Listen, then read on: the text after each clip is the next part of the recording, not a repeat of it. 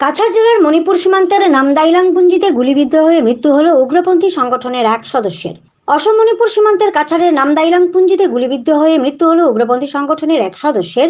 মৃত সদস্যের নাম গাইদেন চাংপো রাংমাই। জানা গেছে, সীমান্তের নামদাইলাংপুঞ্জিতে নাগা ন্যাশনালিস্ট কাউন্সিল নামের উগ্রপন্থী সংগঠনের সভা চলছিল।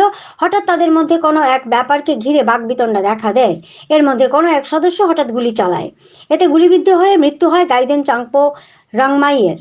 আরও এক সদস্য এতে আহত হয়। অন্যদিকে এই ঘটনার খবর পেয়ে ঘটনাস্থলে ছুটে যান সাউদার্ন রেঞ্জের ডিআইজি কঙ্কনজ্যোতি শইকিয়া ও পুলিশ সুপার নোমাল মাহাতো।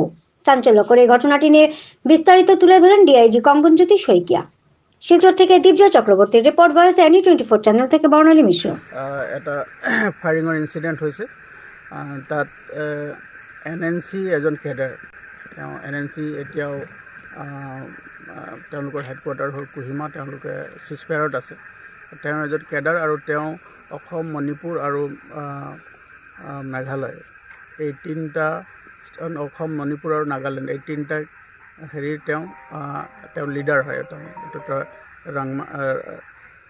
তেওঁ লিডাৰ হয় আৰু তেওঁ ইয়াতে আছিলে। তেওঁ আচল ঘৰ ইয়াত নহয়, তেওঁৰ আচল ঘৰ মণিপুৰত, কিন্তু তেওঁ ইয়াতে বিয়া বাৰু পাতি তেওঁ ইয়াত আছিল। আৰু যোৱা তেওঁ 28 নৱেম্বৰত তেওঁ ইয়ালৈ কোহিমাৰ পৰা ইয়াত আহিছিলে আৰু ইয়াতে তেওঁ আছিলে। গোটেই ঘটনাটো আমি বৰ্তমান তদন্ত কৰি আছোঁ। এটা চাৰ্চৰ আছে, চাৰ্চৰ তাতে তেওঁলোকৰ কিবা এটা মিটিং বহিছিলে, তাৰ পিছতে সেই ফায়াৰিং ইনচিডেণ্টটো হৈছে।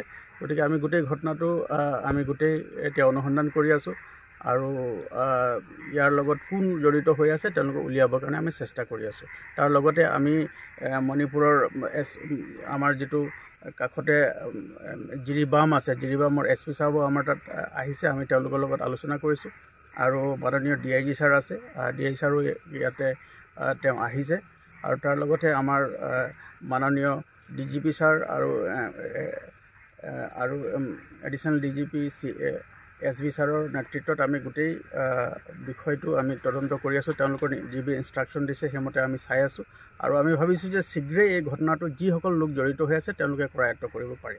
আৰু তেওঁলোকৰ নিজা কাজিয়াৰ বাবে এই ঘটনাটো তেওঁলোকৰ যিটো আমি গোটেই ঘটনাস্থলীত যেতিয়া আমি গৈছোঁ আৰু ঘটনাস্থলীত তেওঁলোকৰ যি পৰিয়ালৰ লোকৰ সৈতে আলোচনা কৰিছোঁ আৰু গোটেই ঘটনাটো এতিয়ালৈকে বৰ্তমানলৈকে যিটো প্ৰাৰম্ভিক তদন্ত হৈছে তাৰ পৰা আমি গম পাইছোঁ যে তেওঁলোকৰ এটা আভ্যন্তৰীণ বিষয় লৈ তেওঁলোকৰ মাজত কিবা এটা সংঘাত আছিলে আৰু তাৰ ফলতে এইটো ঘটনা হৈছে বুলি আমি বৰ্তমান আমি ভাবিছোঁ। কিন্তু তথাপি গোটেই ঘটনাটো আমি পুংখানুপুংখভাৱে অধ্যয়ন কৰি আছোঁ, পুংখানুপুংখভাৱে অনুসন্ধান কৰি আছোঁ আৰু ইয়াৰ অন্তৰালত যি শক্তিয়ে লুকাই আছে তাৰ বিৰুদ্ধে আমি কঠোৰতম আইনগত ব্যৱস্থা ল'বৰ কাৰণে আমি তৎপৰ হৈ আছোঁ।